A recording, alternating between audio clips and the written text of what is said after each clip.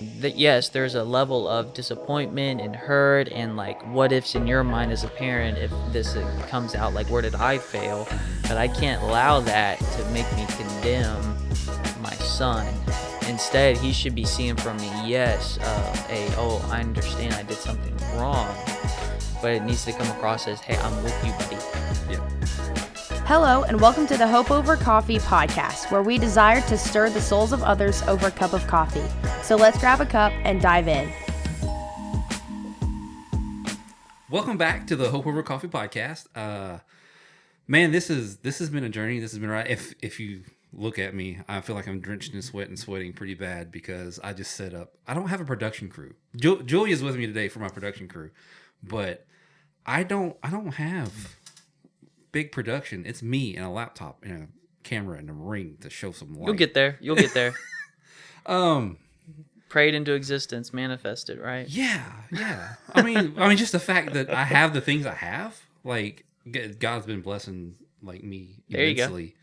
I'm gonna take everything He gives me, most of which has been me contributing out of my finances to fund this. But I mean, He's given me the finances to fund it, you know? There you go. So it's been good.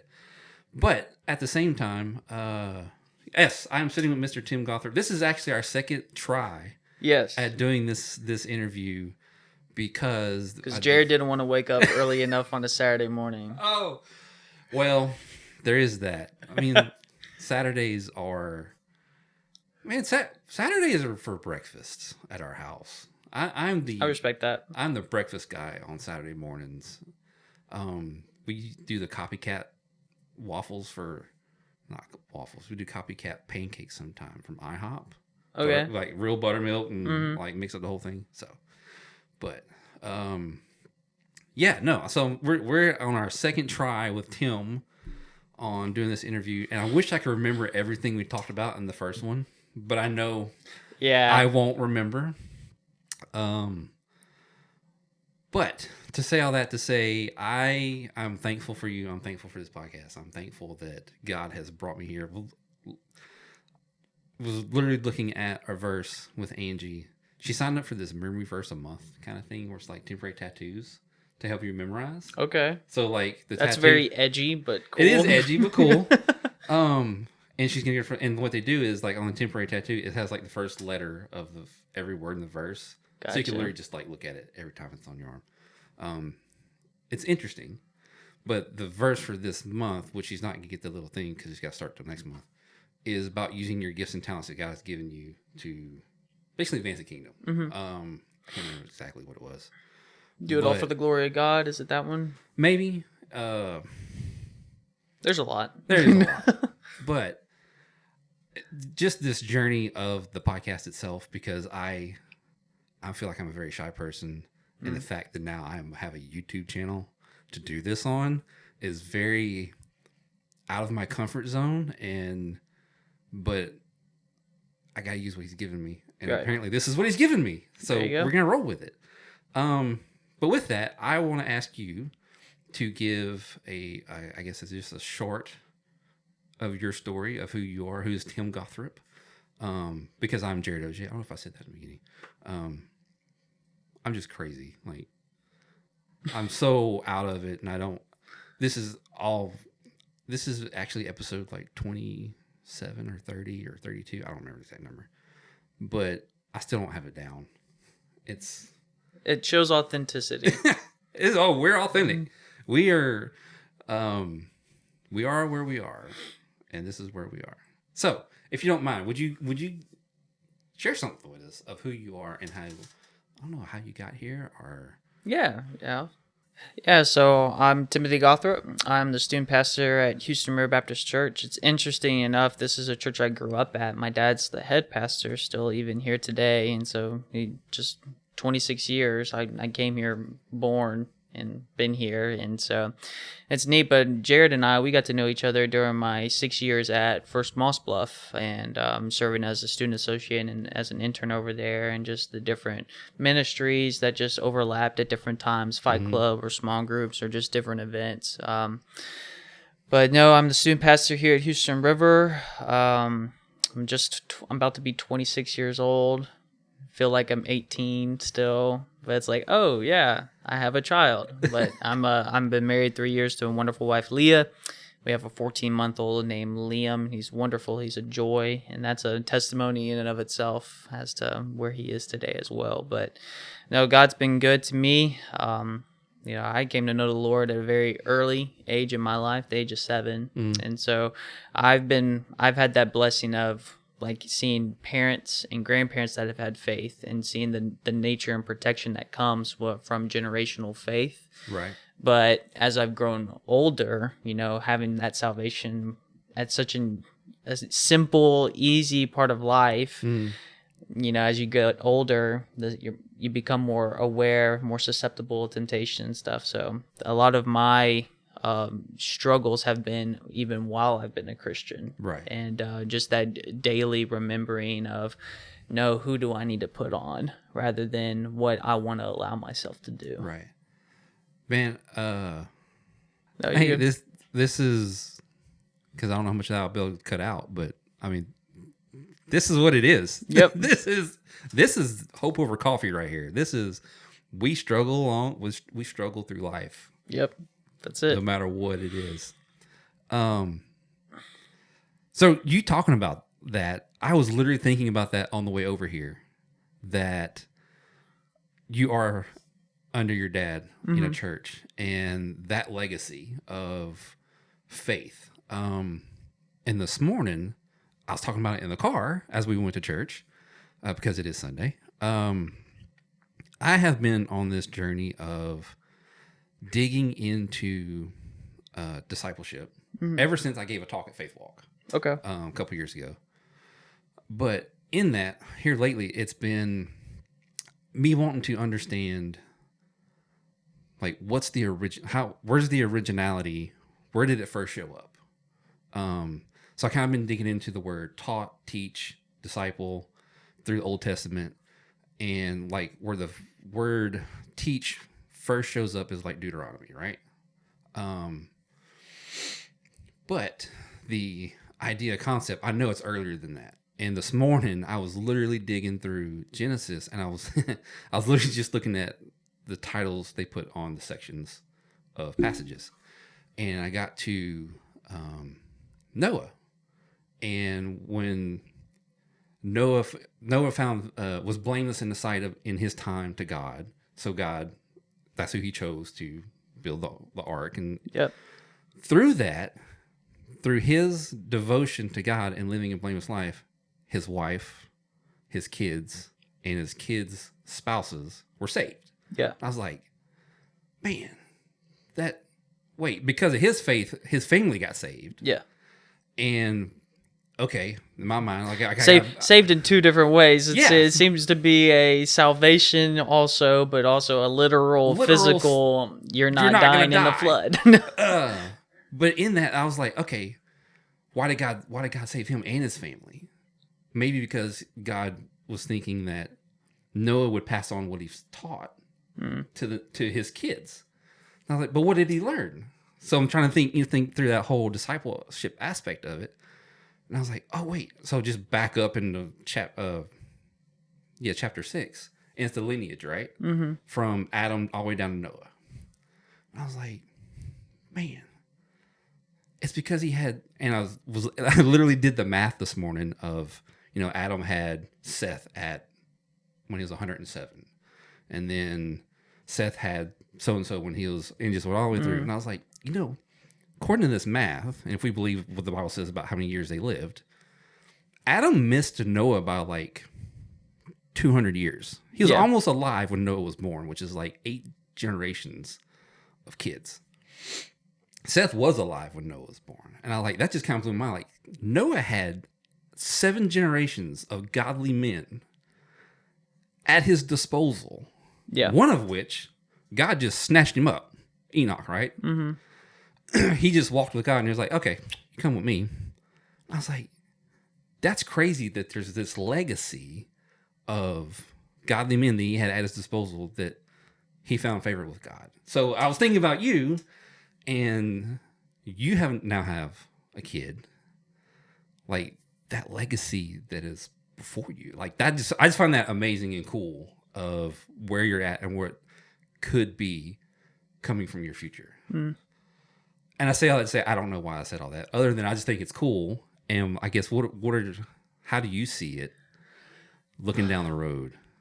I see it as a responsibility now. I've had some people be like, "Oh, is Liam gonna be a pastor when he grows up?" And I was like, "I hope not. I hope he becomes who the Lord wants him to be. Not just because his dad is a pastor, not because his grandfather's a pastor. We're not worried about that legacy. Yeah. We're worried about, are you a man of God? Right. Are you a child of God? Do you walk in his ways? Do you decide to lead your path, lead your life righteously, and to be holy in the pursuit of holiness? And are you leaving a legacy that continues on? Right. And so I know pastor kids that it was like there was like three like kind of stigmas around it. Like you had the ones that were just super nerdy homeschooled, like, okay, I don't want to hang out with you ever, like the pastor kids. Then you have the ones that reject everything that their parents teach. And I've seen some of those circumstances, and it's rebellion. It doesn't only ruin their life, but it affects their mom and dad who are trying to do things correctly in the eyes of the Lord. And then you have the other one. It's just like, okay, they come out all right. Yeah. And so it's interesting, even in light of that, what kind of legacy can be poured out, and the decisions that can be made. Like just as much as I'm a pastor, my calling is greater than that. Like I'm a father. Yes. And like before I can handle anything at a church, I have to handle at home first. Right. So what's going on with Liam? What's going on with Leah? And that's a focal point on my life. Like I don't want church family to take the precedent over home. Right. And I totally get that, because this ministry that God has brought me in with this podcast is finding that balance where on a Sunday afternoon I come and do an interview instead of hanging out with family. But I mean, we hang out in the afternoons anyway. It's not like a neglect thing, but it's figuring out, how do I balance spending time with them, leading them, discipling them, versus coming over and have a conversation. But it's also very important I hope that stirs someone, which Hope Over Coffee's whole thing is to stir the soul. I want to stir the soul. So I'm like, awakening in something in them of like, yeah, I need to do that too. Right. Which I think I would think you have that same kind of heart, and you want to figure that balance out too. But that also leads me into, I do remember we kind of talked about this the last time, was, okay, you have a kid now that is growing up in a culture that is, I think, insane. Yeah. Compared to what I grew up in. Because even compared to when I grew up, like I'm only a decade removed from being in youth. Right. But it's night and day different. And I don't know if you said it on camera a while ago, but you're 23? I'm about to be 26. 26, sorry. So I'm not quite double your age, but I'm pretty close. I'm closer to being double than not. Growing up in that world and the things that I did, I was literally listening to somebody. They were talking about their struggles as being an older person, growing up with porn struggles, in the fact that my age bracket is a little harder to get, as opposed to literally walking around with it in your pocket, right, on a phone. So how do you, what do you think about in leading your family down this road in this culture that everything is at our fingertips? Like what do you see as boundaries you're going to put in your life to kind of help along with that? So I think it always starts with the heart, and the heart's intention is when we examine an epidemic like pornography is on men and for teenage boys, like the stats are like it's 99%, and it shows that kids are being exposed to it at an earlier and earlier age. It's like 8 or 9 years old at this point. And it's drastic to hear that, and it's a huge issue. But that problem, there's an underlying problem that's creating a culture for this. Yeah. And that's just sin, if we're putting it honestly. But more specifically in that sin, it's a inadequacy, it's a lack of satisfaction, there's like a gratification. And so like we have to start there. Right. You have to start there before ever you try to come to the pornography issue as the issue to be changed. Yeah, because, I mean, we both know this. Pornography is only a symptom of a deeper rooted problem. Right. Just like alcoholism or drug abuse or all the, you name the addiction, food. It's a symptom of a deeper heart issue. So I think it has to start there, and like in my life, but then knowing how I was susceptible to that issue, pornography being an issue that had a lot of control in my life, and seeing, okay, I'm raising up a son, right? I know eventually he's going to be exposed to it, regardless of how many boundaries I put in place. Right. But it's all about how I handle those conversations. You know, I don't want to come across as the parent that's like, oh, no, you did this. Shame, shame, shame, shame, ridicule, ridicule. You're not allowed to touch anything electronic for 6-8 months. Well, like, yes, there's a level of disappointment and hurt and, like, what ifs in your mind as a parent if this comes out, like, where did I fail? But I can't allow that to make me condemn my son. Instead, he should be seeing from me, yes, I understand I did something wrong, but it needs to come across as, hey, I'm with you, buddy. Yeah. Like, I'm walking with you through this. We're going to put things in place to protect you, and here's why. Right. And, like, and then be willing to answer questions that come up. And I think a bad thing in our culture, and I think in Christian, like, church culture, is we're not willing to talk about sex. I was literally just about to probe you on your thoughts of, because I feel like the church, quote, the church, big church, is so scared to have conversations. Like, they will, like, why not talk about it? Why not equip someone in a better way to talk about it and handle it than avoiding the situation altogether? I feel like there's a level of where we are in just society. It's blown so far in one direction where, like, even bringing it up, and if it's not in a men's group or in a women's group, you just think like, oh, I just say the word and I'm going to be committing adultery the very next week. Right. And it's just this fear that is eclipsed this. Now, is there a proper place to talk about it? Absolutely. And you have to be careful about those things so things can't come about. But I mean, it's prevalent. Like, that's like in school, we didn't have sex ed. Yeah.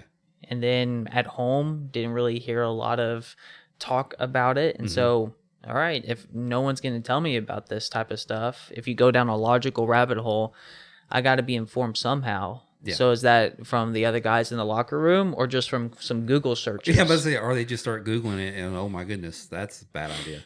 Yeah. And so it's, you got to be willing and open so that curiosity factor gets eliminated, and it's just, okay, I want to trust my parents. I want to trust my dad and what he says about this. Yeah. And he's really open about his relationship. And so that's what I hope to do with Liam, is just have more of an open relationship in terms of that. I think that just proves the point of what I was opened up with, of that legacy. Because not coming from a family that has, I mean, that's whole another topic of broken home, father's homes, blended homes, which we're a blended home, but still trying to be involved, but missing out on that discipleship aspect from a mother and a father. And I say the word, and I said the word equip, because in my mind, I think God's given me a pretty interesting picture of discipleship, that one of the edges of the circle is you're equipping them to be able to handle the unknown. Right. So what you're saying is very encouraging to get your son ready to equip him in a way that he can come to you, that you can have conversations that are on hard things, but in a loving way. Yeah. I don't want to come across as someone pastoring.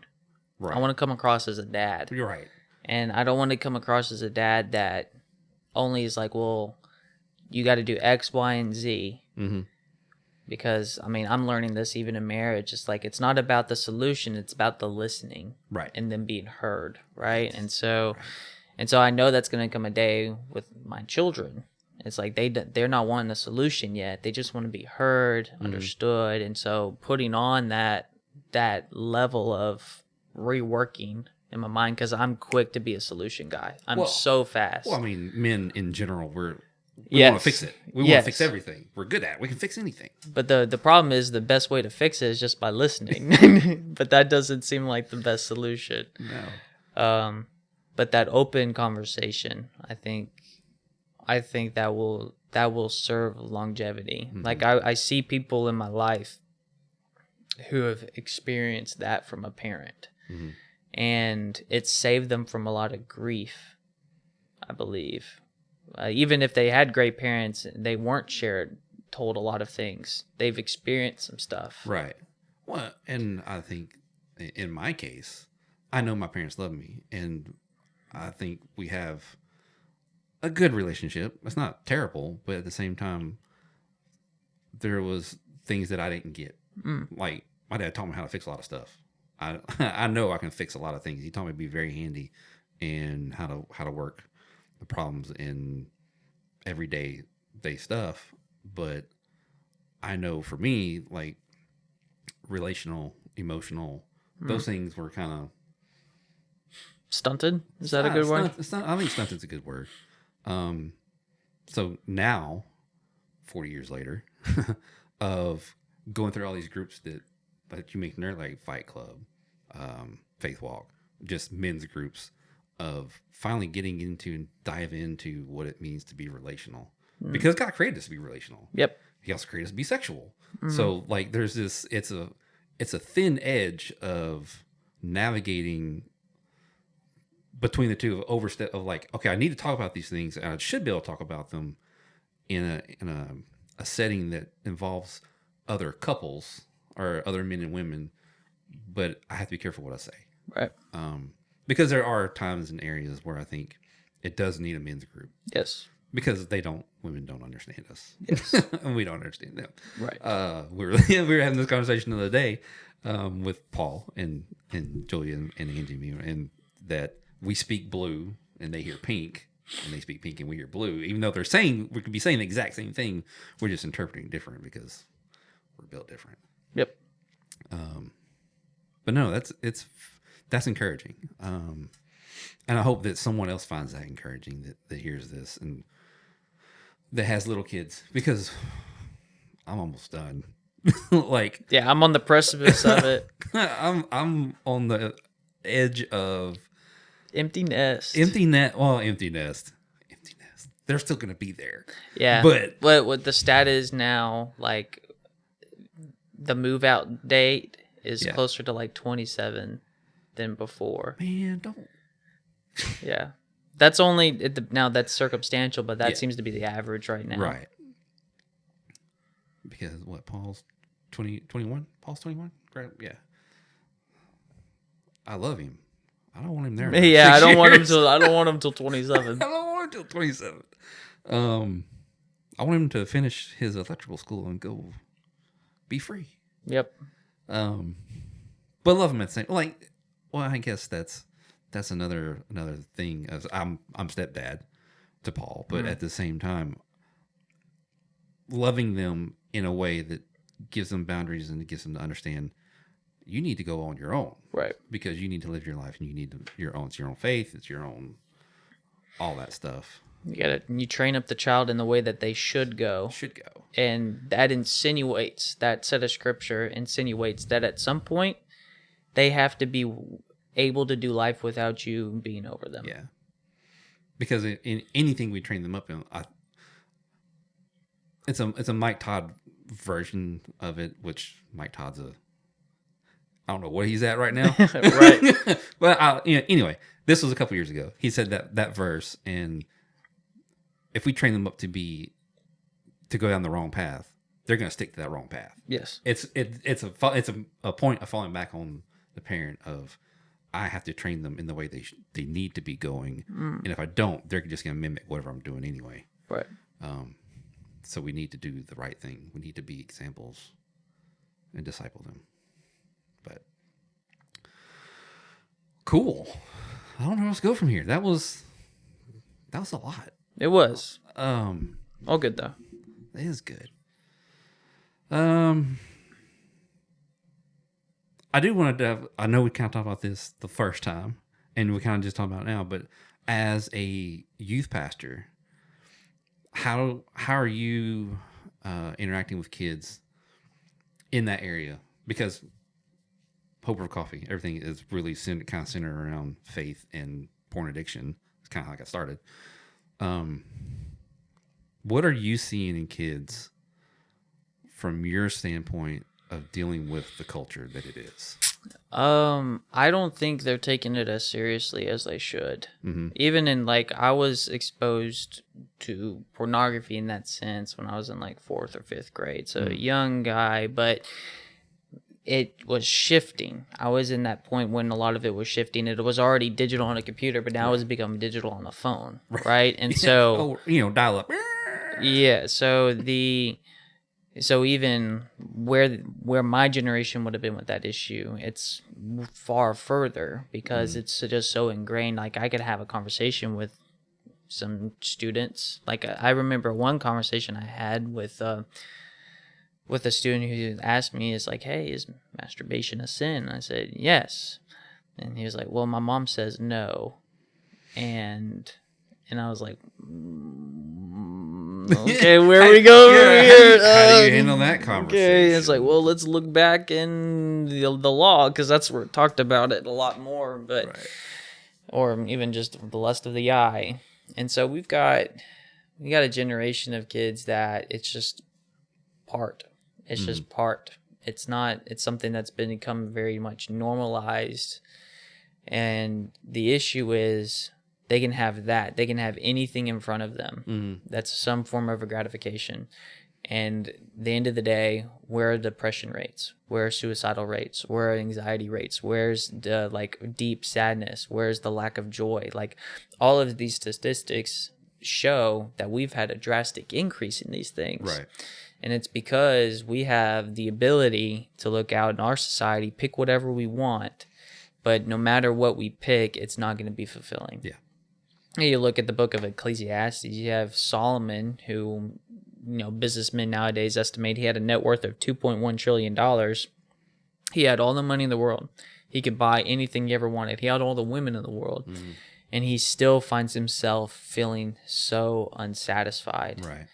And that's our souls. That's where we are. We know there's something more. And so I have to approach these kids and help them realize that lacking you feel is because you are lacking. You are lacking the Lord. And you are trying to fill a God-sized hole in your soul. With everything but God. No matter what you choose to do with your gender.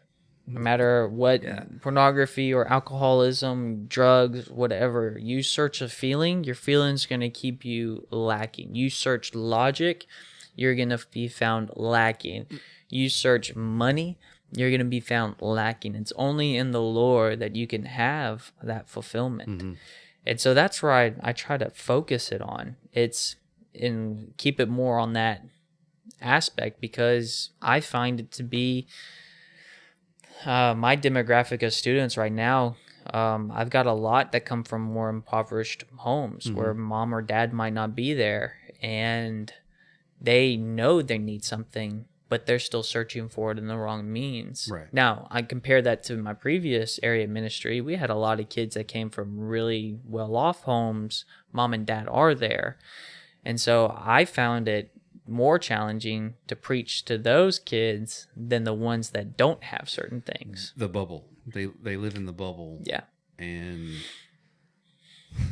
missing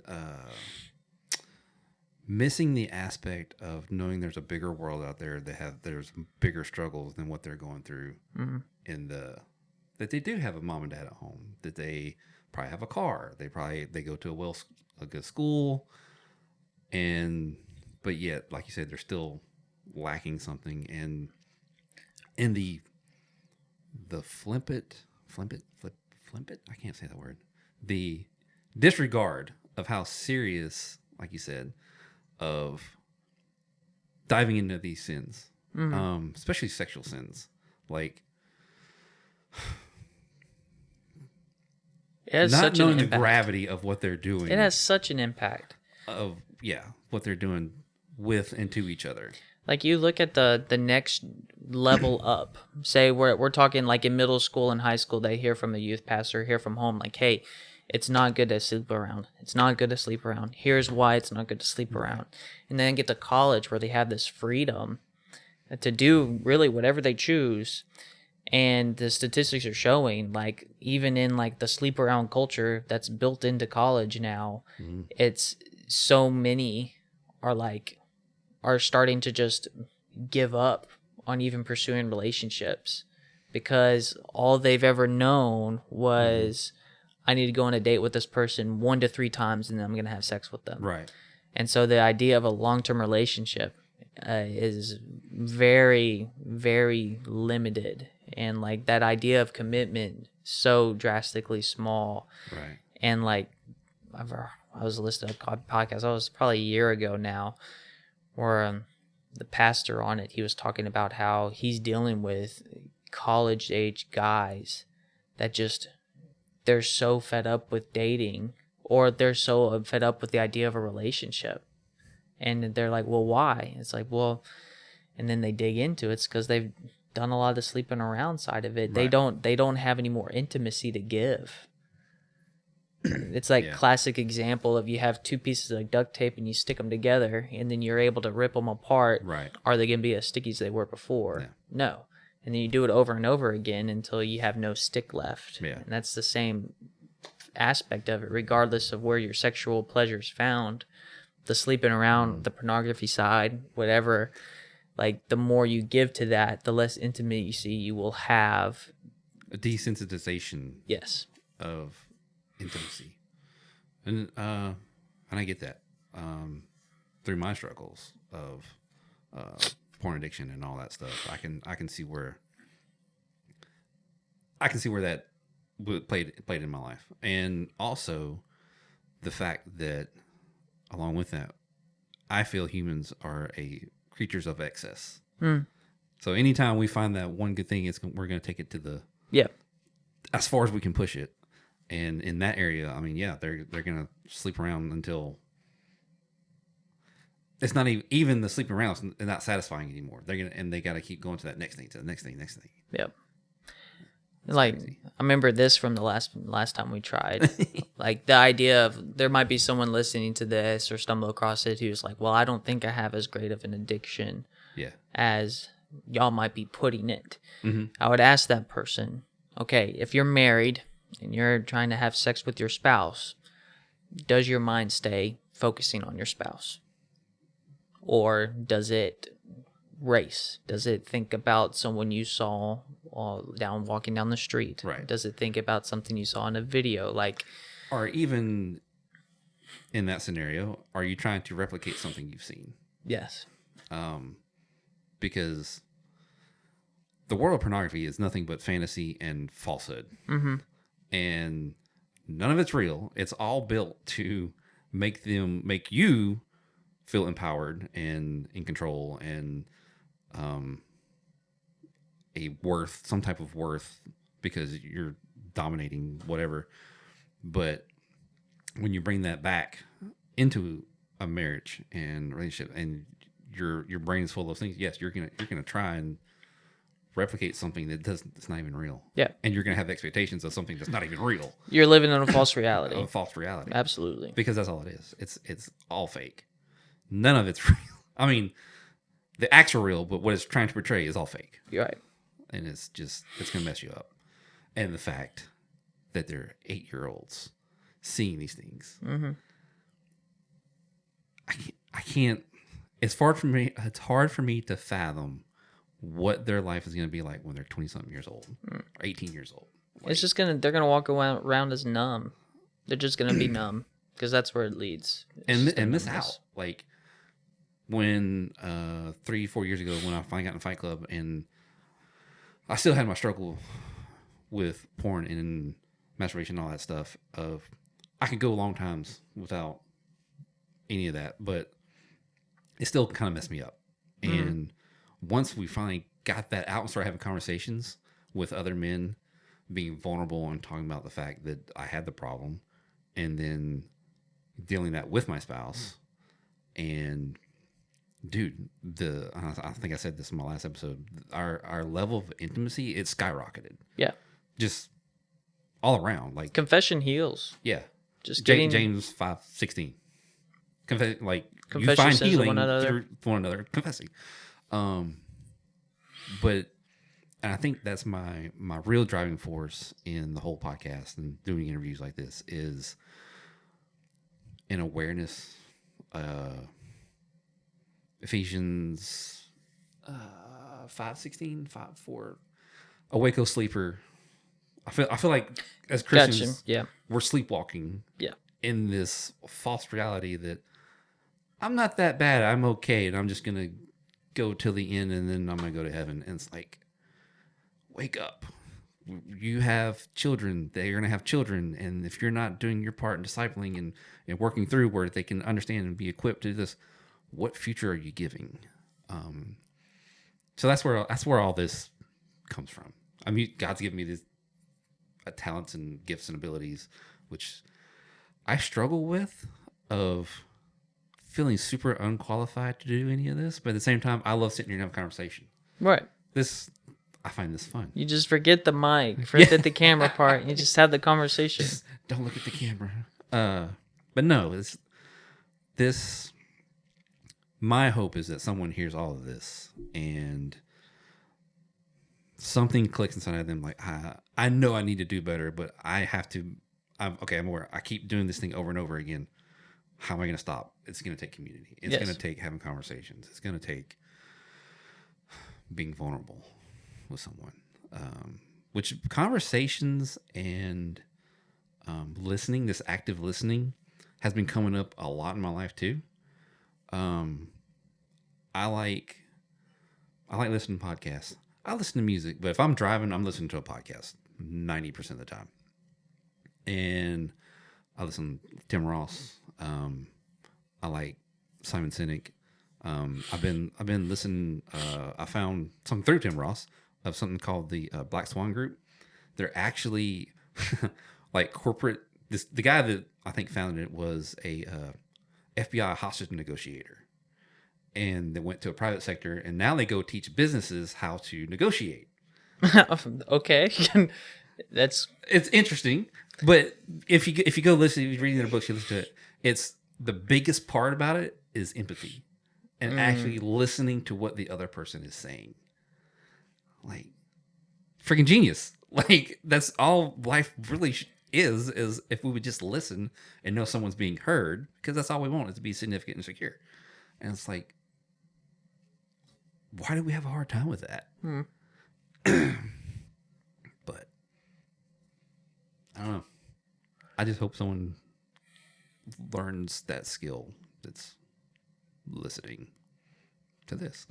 Yeah, it takes time. It takes practice. It does take practice.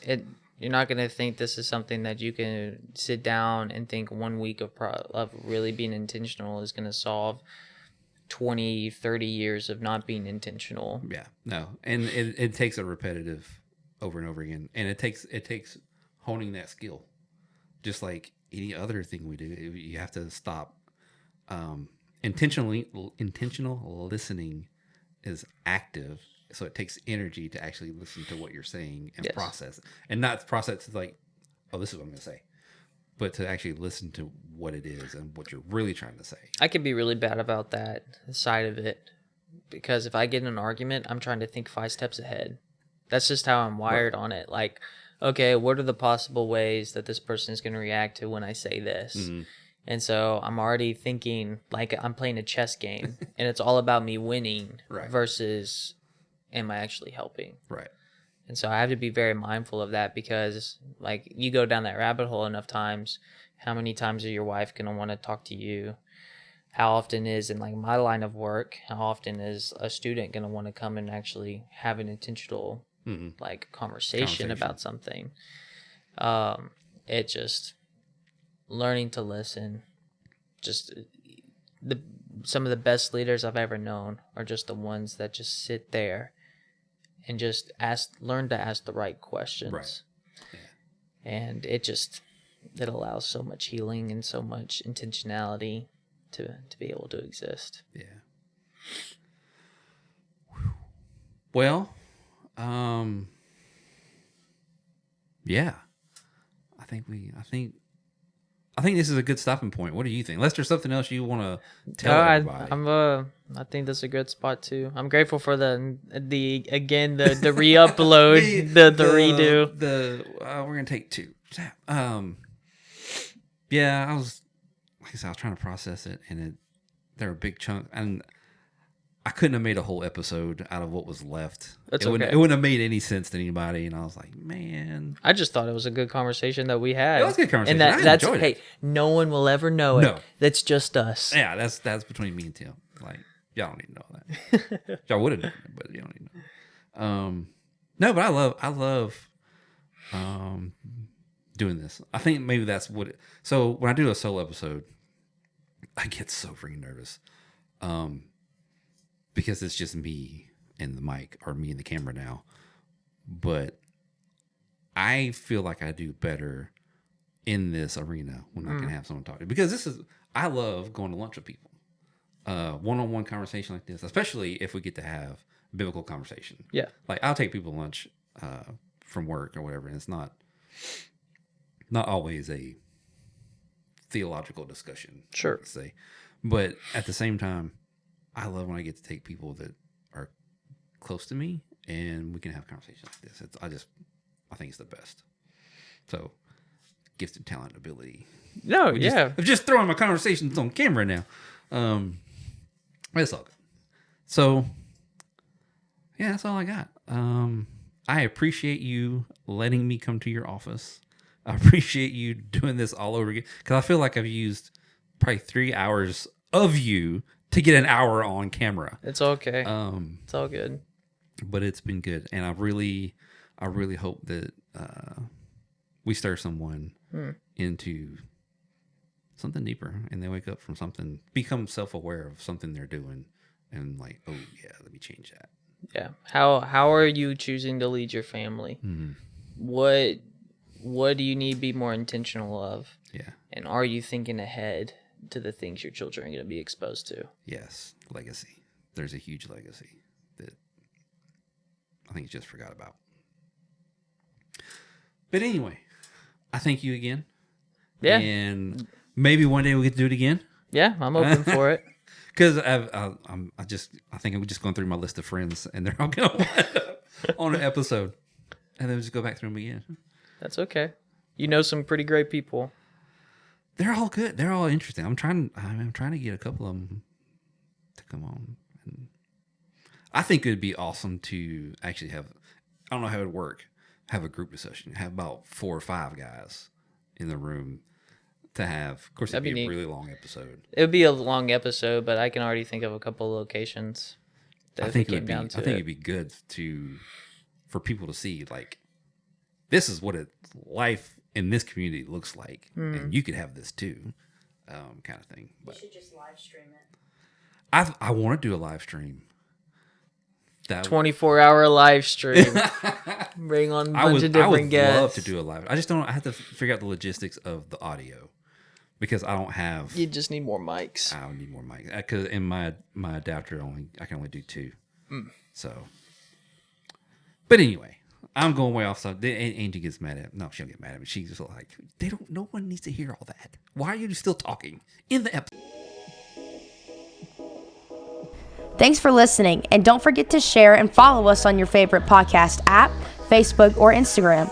You can also go to hopeovercoffee.com for contact information, past devotionals, and more.